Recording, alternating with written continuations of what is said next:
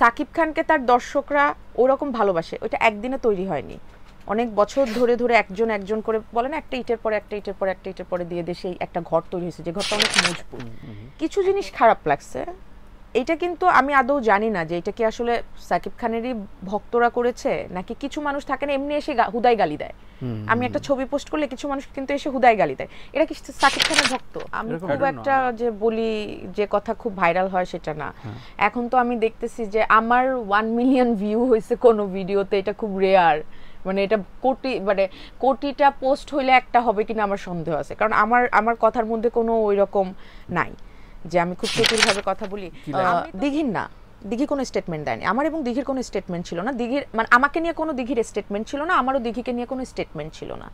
কিন্তু দিঘির ফ্যামিলি মেম্বাররা, আমি আইডিতে ঢুকে দেখেছি যে ওর ফ্যামিলি মেম্বাররা, ও না বা আঙ্কেলও না, বা স্টিল আমাদের মধ্যে খুব ভালো রিলেশন, তারা এত অকথ্য ভাষায় কথা বলেছেন আমাকে নিয়ে, এবং তোকে নিয়ে আমাকে নিয়ে কমেন্টসে, আচ্ছা হ্যাঁ, স্ট্যাটাস দিয়েছেন বা কথা বলেছেন, আমার খুব মানে কষ্ট লেগেছে। কিন্তু যখন দিঘিকে নিয়ে নিউজ হওয়া শুরু করলো, দেন আমি বললাম যে এরকম একটা নিউজ, এরকম ঘটনা। ও বললো হ্যাঁ ও আসছিল, ওকে আমি গল্প, ওই একটা না, আমি ওকে আরও গল্প শোনাইছি, বাট আমার গল্প শোনালেই যে আমি কাস্টিং হবে, যেমন আমি অনেক গল্পই জানি, অনেক ডিরেক্টরের সাথে আমি অনেক মিটিংয়েও বসে গল্প শুনি, সব গল্প তো আমি কাজ করব না, এখন করব না বলে তার আমি সেটা নিয়ে তাকে আমি কিছু বলতে পারবো না।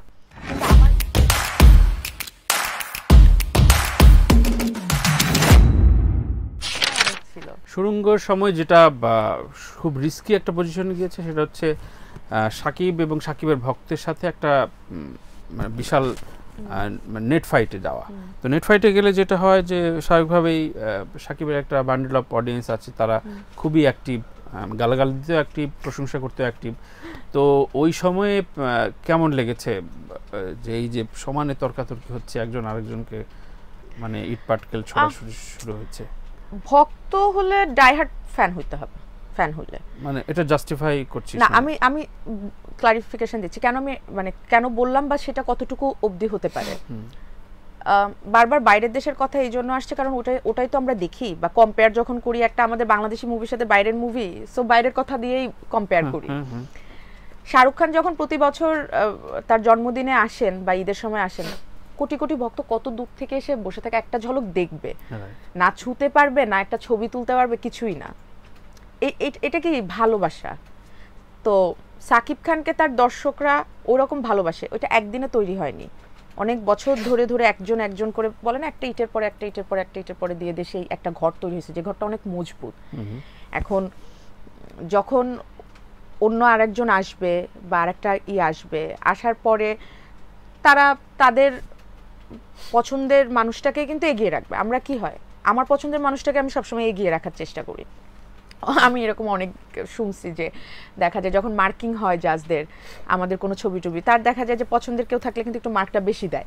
হ্যাঁ, তো আমরা হিউম্যান বিং তো। হ্যাঁ, তো সেই জায়গা থেকে তারা তাদের যে হিরো তাকে হয়তো এগিয়ে রাখছে। কিছু জিনিস খারাপ লাগছে, এটা কিন্তু আমি আদৌ জানি না যে এটা কি আসলে সাকিব খানেরই ভক্তরা করেছে নাকি কিছু মানুষ থাকে না এমনি এসে হুদাই গালি দেয়। আমি একটা ছবি পোস্ট করলে কিছু মানুষ কিন্তু এসে হুদাই গালি দেয়, এরা কি সাকিব খানের ভক্ত? I don't know, আমার বিশ্বাস হয় না আর কি, আমি বিশ্বাস করতে চাই। তারা কি অন্য কারোর ভক্ত না? এদের কাজই হলো ফেসবুকে এসে গালি দিবে। আচ্ছা, আমার কাছে মনে হয়েছে একটা সময় গিয়ে যে যারা এসে গালি দিচ্ছে এরা কি ভক্তরা গালি দিচ্ছে নাকি এটা একটা গ্রুপে আছে যাদের কাজই হলো এসে উস্কাই দেওয়া। তো এটা কি উস্কানো গ্রুপ নাকি আসলে সাকিব খানের ফ্যান সেটা তো আমি জানি না। আচ্ছা, বাট আমাদের ছবি যখন পাইরেসি হয়েছে তখন কিন্তু আমাদের খুব খারাপ লাগছে, কারণ হলো স্বাভাবিক এবছর রোজার ঈদের কোনো ছবি কিন্তু পাইরেসি হয়নি।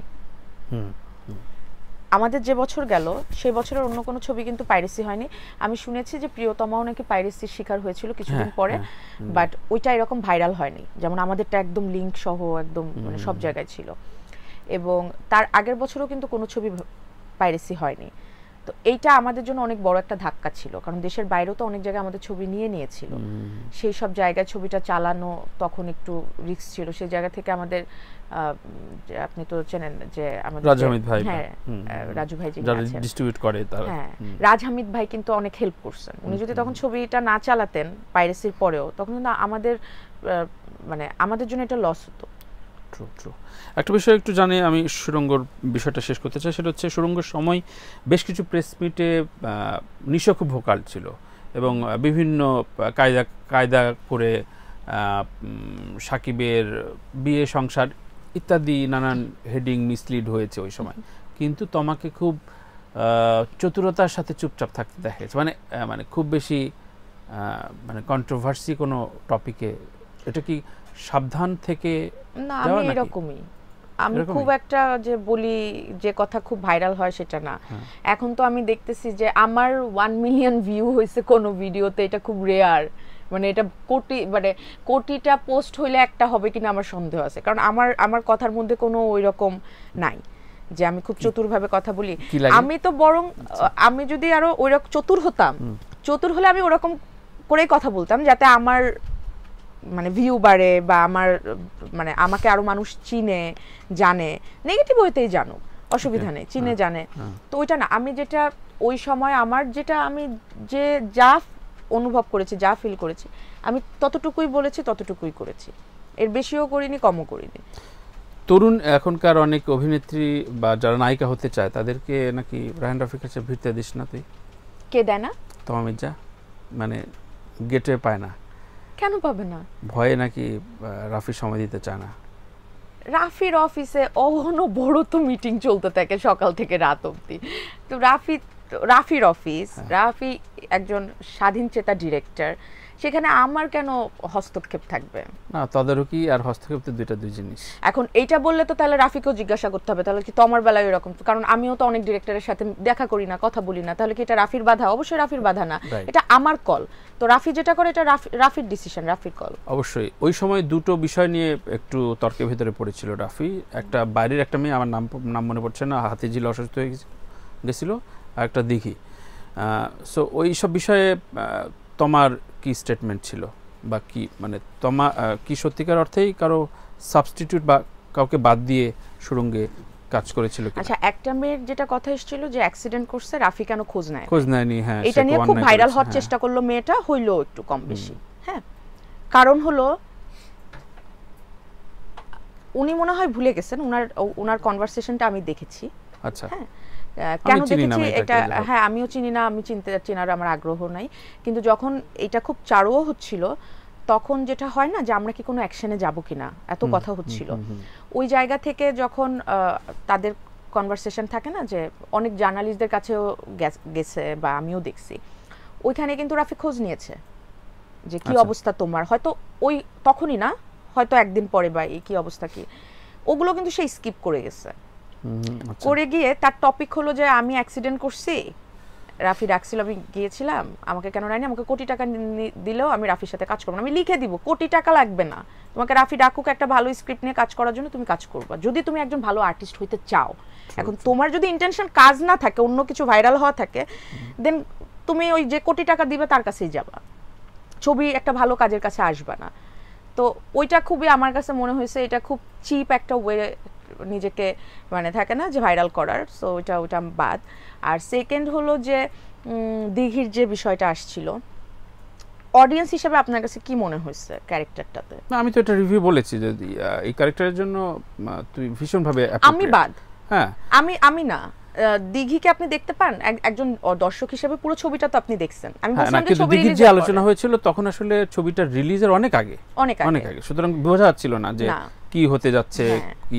সুতরাং সে যখন একটা ধরা যাক এখন যদি বলা হয় এই অবস্থায় তুফান রিলিজ না, কিন্তু তোমার যদি স্টেটমেন্ট দেয় আমার এই লাইভে যে না আসলে রাফির সাথে আমার বা এসবিএফ এর সাথে বসা হয়েছিল, কিন্তু হঠাৎ করে এক বিকালে আমাকে না করে দিয়েছে, আমার বিশ্বাস করতে হবে যে হয়তো কোন একটা, তো দিঘি তো ওইভাবেই স্টেটমেন্টটা দিয়েছে, আমরা ওইভাবে শুনেছি। হ্যাঁ, তখন আমি একটা কথা বলেছিলাম যে ছবি রিলিজের পরে দর্শকই বলবে, এবং দর্শকই বলেছে।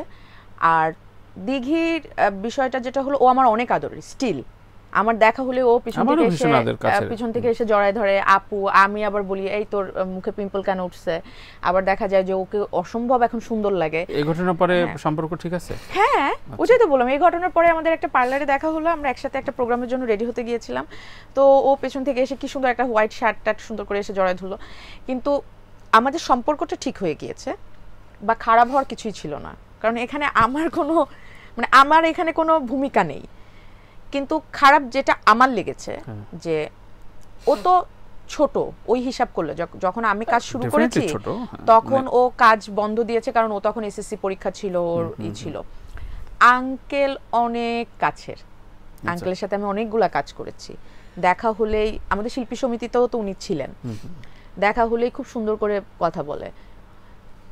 আমি বিলিভ করি মানে ও খুব ভালো একটা ফ্যামিলি বিলং করে, ওর মা বাবা মানে থাকে না চারিপাশে। যখন এরকম একটা ঘটনা হয়েছে, আমার কিন্তু কোনো স্টেটমেন্ট ছিল না, না সেটাই সারপ্রাইজিং। কিন্তু দিঘি কোনো স্টেটমেন্ট দেয়নি আমার, এবং দিঘির কোনো স্টেটমেন্ট ছিল না। দিঘির মানে আমাকে নিয়ে কোনো দিঘির স্টেটমেন্ট ছিল না, আমারও দিঘিকে নিয়ে কোনো স্টেটমেন্ট ছিল না। কিন্তু দিঘির ফ্যামিলি মেম্বাররা, আমি আইডিতে ঢুকে দেখেছি যে ওর ফ্যামিলি মেম্বাররা, ও না বা আঙ্কেলও না, বা স্টিল আমাদের মধ্যে খুব ভালো রিলেশন, তারা এত অকথ্য ভাষায় কথা বলেছেন আমাকে নিয়ে, এবং তোকে নিয়ে, আমাকে নিয়ে কমেন্টসে, হ্যাঁ স্ট্যাটাস দিয়েছেন বা কথা বলেছেন। আমার খুব মানে কষ্ট লেগেছে। কিন্তু মানে হয় কি, দুইজনই যখন বলা শুরু করবো, যে বলে না যে প্রথমে আমি বলবো তুমি শুনবা। এখানে রোলটা কি তমামিজার? মানে ওই যে আমি বললে আপনি শুনবেন, আপনি বললে আমি শুনবো, আমরা দুজন যখন বলবো তখন ওরা শুনবে। তো এই জায়গাতে আমি যাইতেই চাই নাই, যে ওই তরফ থেকে শুনি, আমিও যখন বলবো তখন মানুষ শুনবে, হাসাহাসি করবে। নিজেদের ইন্ডাস্ট্রির মধ্যে আমার দিঘি এত ক্লোজ, আমি ওকে এত আদর করি, আমার একদম ছোট বোনের মতো, কি দরকার? সত্যি মানে এটা সত্যিকার অর্থে বিব্রতকর একটা সিচুয়েশন। আমাকে অনেক ছোট করছে ভাইয়া, অনেক তারা, এবং এটা যদি আমি চাইতাম আমি যে কোনো লিগ্যাল অ্যাকশনে যেতে পারতাম। কিন্তু আমার কাছে মনে হয়েছে যে তাদের ইমোশনটা আমি বোঝার চেষ্টা করছি। তাদের কাছে হয়তো খারাপ লাগছে যে তাদের আদরের কারোর হয়তো সে ভাগ্নি, কারোর হয়তো সে ভাইজি। হঠাৎ করে কেনই বা এইভাবে দিঘি চটে উঠলো? কারো পরামর্শে না কেন? মানে তোদের সাথে কোনো, আমার সাথে তো কিছু না, রাফির সাথে বিষয়টা আমি জানি না। আচ্ছা, হ্যাঁ, এবং রাফির কোনো কিছু তো তমামিজার গোপন থাকার কথা না, সব তো ওপেন। না রাফির সাথে ওর কনভারসেশন তো আমি জানি না ভাইয়া। ও যে আসছে অফিসে, ও যে গল্প শুনেছে বাকি, এগুলো তো আমি জানি না। এটাই আমি বলতেছি, আমি কিন্তু জানি না। হ্যাঁ, রাফির সবকিছু আমি জানি না, আসলে আমি জানি না। এবং যখন দিঘিকে নিয়ে নিউজ হওয়া শুরু করলো, দেন আমি বললাম যে এরকম একটা নিউজ, এরকম ঘটনা। ও বললো হ্যাঁ, ও আসছিল, ওকে আমি গল্প, ওই একটা না, আমি ওকে আরও গল্প শোনাইছি। বাট আমার গল্প শোনালেই যে আমি কাস্টিং হবে, যেমন আমি অনেক গল্পই জানি, অনেক ডিরেক্টরের সাথে আমি অনেক মিটিংয়েও বসে গল্প শুনি, সব গল্প তো আমি কাজ করব না, এখন করব না বলে তার আমি সেটা নিয়ে তাকে আমি কিছু বলতে পারবো না। কিন্তু আমার যদি কাজ না করাটাতে আমি যদি সেই কাজটা নিয়ে ভাবি, সময় দিই, না করতে পারলে আমার খারাপ লাগবে। আমার নয় দিঘিরও ওই খারাপটা লেগেছে। একদমই। রায়হান রাফি জনপ্রিয় না তমামিজা বেশি জনপ্রিয়? রায়হান রাফি। রায়হান রাফি? হ্যাঁ, খুব প্রাউডলি বললি মনে হচ্ছে। কেন? দুটা কারণ বলি। কারণ আমার সেক্টরে আমি ছাড়া অনেক ভালো ভালো অভিনেতা অভিনেত্রী আছেন, অনেক। হ্যাঁ, মানে একজন চিত্রনায়িকা চাইতেও রায়হান রাফি পপুলার, কিন্তু রাফির জায়গায় একজন ডিরেক্টর, ও যেরকম ডিরেক্টর এরকম খুব কম আছে। আমি তো বলি নাই বাংলাদেশে এখন। আমি একদম নাই বললে তো আমারও কাজই নাই হয়ে যাবে, সেটা তো আমি সব সময় বলি। আছে, আর আমি ওর মতো অত মেধাবী না, এটা এগ্রি করি। ও অনেক মেধাবী একটা ছেলে। কে বেশি মানে খুব, খালি কি রাফিকে নিয়ে কথা বলবো? প্রচুর মাঝে মাঝে রাফি প্রসঙ্গ আসবে। কে বেশি রিসিভ করে বিষয়টা, যে তমামিজা রাফির গার্লফ্রেন্ড না রাফির বয়ফ্রেন্ড হচ্ছে তোমার বয়ফ্রেন্ড রাফি? কোনোটাই না। কোনোটাই না, এটা বলার জন্য বলা হলো। এনিওয়ে,